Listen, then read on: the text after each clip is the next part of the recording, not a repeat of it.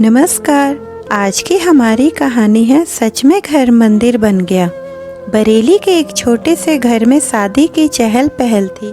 माँ नई बहू के स्वागत की तैयारी में लगी थी। थोड़ी ही देर में राकेश अपनी दुल्हन संगीता को लेकर गाड़ी से नीचे उतरा।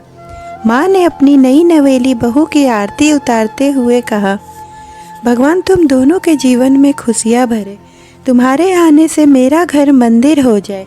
फिर शुरू हुई मुंह दिखाई की रस्म और इन सब में पूरा दिन बीत गया। 2-4 दिन में मेहमानों से भरा घर खाली हो जाता है।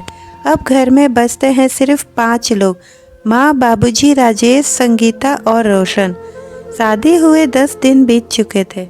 एक दोपहर राकेश संगीता से कहता है, सोच रहा हूँ कि ऑफिस ज्वाइन कर लूँ। संगीता तुरंत बिस्तर से उठकर बैठ जाती है। क्या हम हनीमून पर नहीं जा रहे हैं?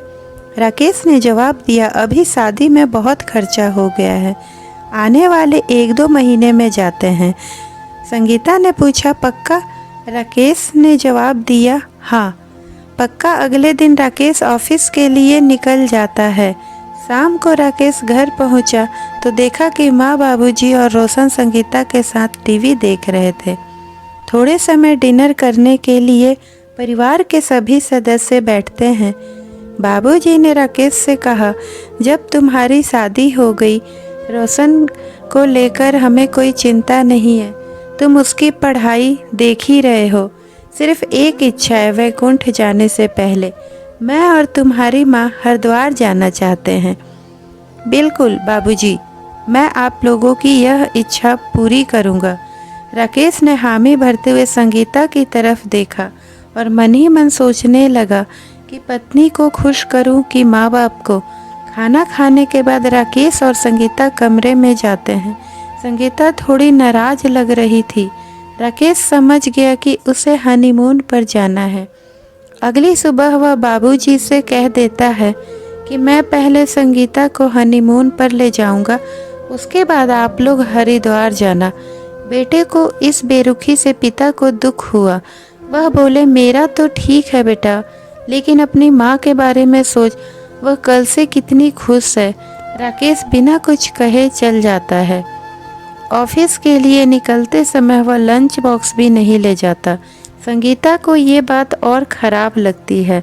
शाम को वह घर आता है और संगीता को अपना डेबिट कार्ड देते हुए कहता है, नाराज मत हो, ये लो कार्ड, तुम्हें जहाँ भी जाना है टिकट बुक कर लो।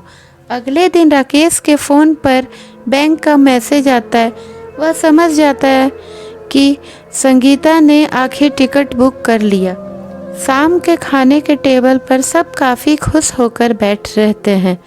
इतने में उमा अपने बेटे का माथा चूम लेती है। राकेश के चेहरे पर सवालिया निशान साफ झलकने लगता है। तभी बाबूजी बेटे को पीठ पर हाथ फेरते हुए कहते हैं, थैंक यू बेटा, परसों हमें निकलना है हरिद्वार के लिए। आश्चर्य के साथ राकेश ने संगीता की तरफ देखा। संगीता मुस्कुरा दी।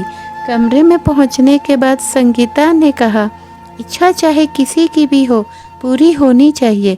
क्या हुआ अगर पहले माँ बाबूजी घूम आएंगे? राकेश ने पत्नी को गले लगाते हुए कहा, माता पिता को सर्वश्रेष्ठ बनाकर तुमने सच में घर को मंदिर बना दिया। तो दोस्तों, हमारी कहानी कैसी लगी? कमेंट लाइक करके बताएं। फिर मिलते हैं एक नई कहानी।